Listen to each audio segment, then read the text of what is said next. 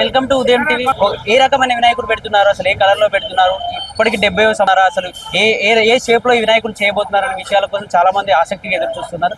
ఈ విషయాలు ఈ గణపతిని ఎక్కువగా ఈ నిర్మాణ కార్యక్రమాలు చూసుకునే కమిటీ సభ్యులు సుదర్శన్ గారు, ఆయన అకాల మరణం చెందడంతో ఆయన కుమారుడైన రాజ్ కుమార్ గారు ఈ కార్యక్రమాలు చూసుకుంటారు. అసలు ఎందుకు ఈ డిలే అయింది, ఇంకా 38 రోజులే ఉంది, అయినా కానీ ఇంకా కొంచెం 80% కూడా పూర్తి కాని పరిస్థితి. అసలు ఎందుకు పూర్తి కాలేదు, రాజ్ కుమార్ గారు ఉన్నారు, అసలు వాళ్ళతో అడిగి కనుక్కునే ప్రయత్నం చేద్దాం. అన్న చెప్పండి, అసలు ఎందుకు ఇంత డిలే అయింది ఈ వినాయకుడు? చూడండి, ఇప్పటికి మనకు 30 days అయితే 30 రోజుల సమయం ఉన్నది. ఓకే, ఈ రోజుకి కరెక్ట్ 7th కి నెక్స్ట్ మంత్ 7th కి అయిపోతుంది. ఆల్మోస్ట్ 50 to 60% వర్క్ అయిపోయింది. ఓకే, మీరు తలకాయలు కూడా ఫినిషింగ్ ఉంది. ఆల్రెడీ 4 టీంలు వర్క్ చేస్తా ఉన్నాయి. జోగారావు గారు, మూర్తి గారు, అదేవిధంగా కలకత్తా వాళ్ళు, మన హైదరాబాద్, ఆదిలాబాద్ వాళ్ళందరూ వర్క్ చేస్తా ఉన్నారు. ఇన్ టైంలో వినాయక చవితి ఒక 1 week ముందు రెడీ అయిపోతుంది. అంటే పోయినసారి ఈ టైం వరకు 80% పూర్తి అయిపోయింది. అసలు ఎందుకే మన విభేదాలు వచ్చాయా? ఏంటంటే అందరికి తెలిసే విషయమే, వేరే వాళ్ళ కమిటీలో పార్టిసిపేట్ చేస్తా అన్నాం, మేము వద్దని చెప్పినాము. డబ్బుల విషయమే వస్తున్నది, అదే సమస్య, ఇంకేం లేదు. మీకు తెలియదు కాదు. వినాయకుడిని తయారు చేసేవారు ఎక్కడి నుంచి వస్తారు? మెయిన్ శిల్పి రాజేందర్ గారు అంటే తమిళనాడుకు సంబంధించిన కళాకారుడు. సో ఆయన అండర్ లో ఒరిస్సా, తమిళనాడు, ఆదిలాబాద్ వాళ్ళ ఇట్లా 4-5 రాష్ట్రాలకు సంబంధించిన సుమారు ఇప్పుడు 100 మంది పనిచేస్తా ఉన్నారు.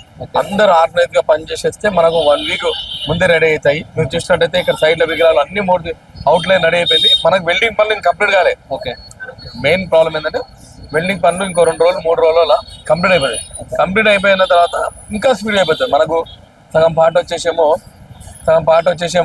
ఒరిస్సా వాళ్ళకి పనిచేస్తారు, మిగతా పార్ట్ వచ్చేసేమో తమిళనాడు వర్క్ చేస్తారు. ఒక్కొక్క సెక్షన్ చూసుకుంటారు కాబట్టి మీకు ఇన్ టైంలో రెడీ చేసేస్తాము.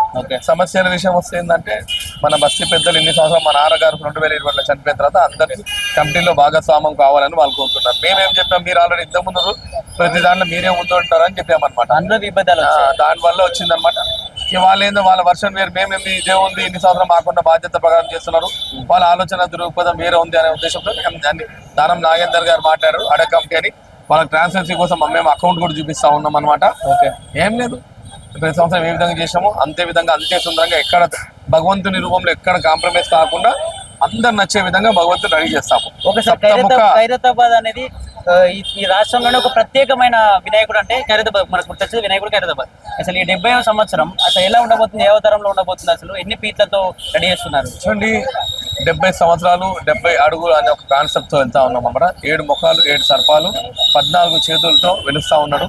ఒకవైపు శ్రీనివాస కళ్యాణం, మరొక వైపు చూసినట్టయితే మరి శివపార్వతుల కళ్యాణం, బాలరాముడు, అదేవిధంగా రాహుకేతువు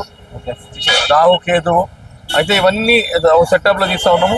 పండితుడు విఠల్ శర్మ గారు చెప్పిన ప్రకారము ఈ విగ్రహమూర్తులని పూజించడం వల్ల ప్రజలకు మంచి జరుగుతుందనే ఉద్దేశంతో ఈ మూర్తులను పూజించడం జరుగుతూ ఉంది అన్నమాట. ఎప్పుడు కానీ సుదర్శన్ గారు మీ నాన్నగారు చూసుకున్నారు ఈ కార్యక్రమాలు. అవును, నాన్న లేకపోవడం ఏమన్నా మీకు ఏమైనా మిస్ అవుతున్నారా ఇందులో? మీ నాన్నగారు ఖచ్చితంగా అండి, ఆయన ఉన్నప్పుడు మాకు ఇంత బాధ్యత లేకుంటుండే, ఆయన పోయిన తర్వాత బాధ్యత చాలా పెరిగింది. మరి అందరు సపోర్టివ్ ఉంటారు.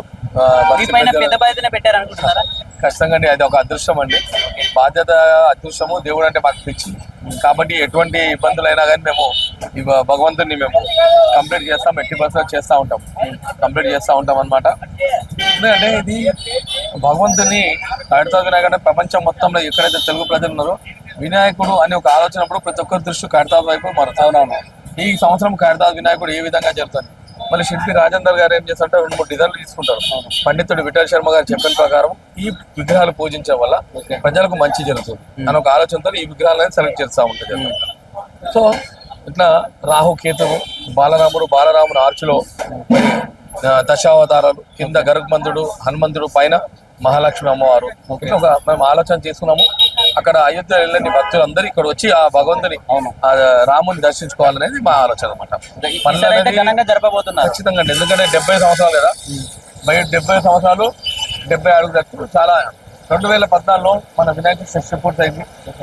షష్ఠి పూర్తయినప్పుడు ఏం చేసామంటే ఆయన కుటుంబ సభ్యులైనటువంటి శివపార్వతులని, అయ్యప్ప స్వామి కుమారులు, కుమారస్వామి, సిద్ధి, బుద్ధి అందరినీ ఏర్పాటు చేశాం. మరి ఈ సంవత్సరం చూసినట్టు వినాయకుడు 70 సంవత్సరాలు. అవును, 70 సంవత్సరాలు కాబట్టి మన బ్రహ్మ విష్ణు మహేశ్వరులు, లక్ష్మీ సరస్వతి పార్వతులు. మరి అదేవిధంగా ఈ కళ్యాణం సన్నివేశం అని తీసుకున్నాం. సో మొత్తానికి ఏంటంటే అన్ని విగ్రహాలు మరొక 10 days లో అవుట్లైన్ అయిపోతుంది. ఓకే. చాలా సుందరంగా రెడీ చేస్తా ఉన్నారు. 3-4 రాష్ట్రాల ప్రజలు బాగా సుందరంగా రెడీ చేస్తా ఉన్నారు.